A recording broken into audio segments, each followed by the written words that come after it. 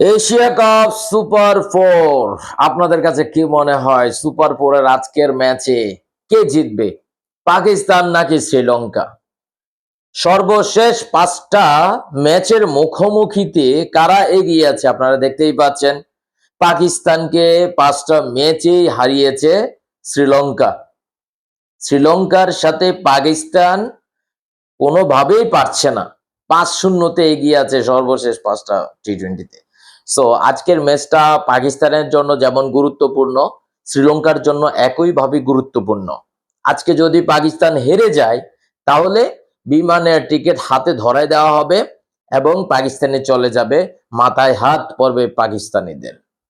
অন্যদিকে শ্রীলঙ্কা যদি আজকে হেরে যায় তাহলে কিন্তু শ্রীলঙ্কার বিদায় ঘণ্টা ফাইনালি বেজে যাবে। আজকে যেই হারবে তাদের ফাইনালি বিদায় ঘণ্টা বেজে তাদের হাতে টিকিট ধরে দেওয়া হবে। তারপর আসি ভারতের কথা।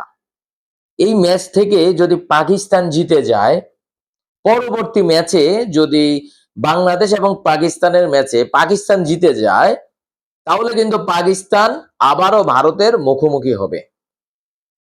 আবারও ভারত পাকিস্তান ম্যাচ হবে এবং সেটা হবে ফাইনাল, অর্থাৎ সুপার ফোরের টপ দুইটা টিম হবে।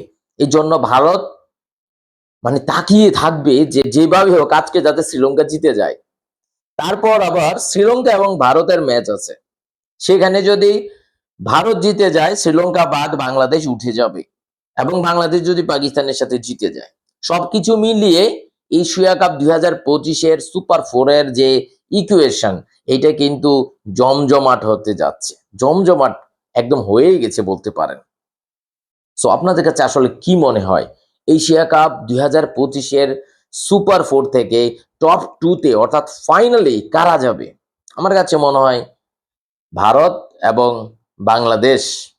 বাংলাদেশ পাকিস্তানের সাথে কেমন খেলে, যদিও বাংলাদেশ এবং বাংলাদেশের দুইটা ম্যাচই পরপর 2 দিন হবে, অর্থাৎ ভারত এবং পাকিস্তানের সাথে হবে।